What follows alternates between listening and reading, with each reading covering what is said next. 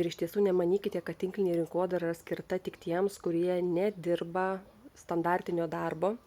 Tai puikiai moteris ir vyrai derina savo darbą su tinklinės rinkodaros veikla, dirba su produktais, kurie jiems patiems patinka, taip pat organizuoja apyvartas su savo komanda ir kitais žmonėmis.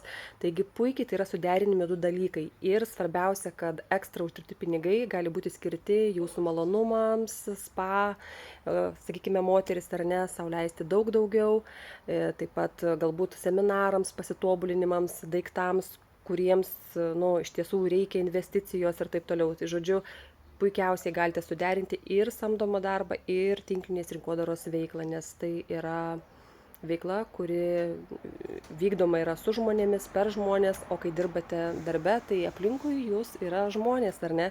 Taigi puikiausiai galite veikti ir tą kartu.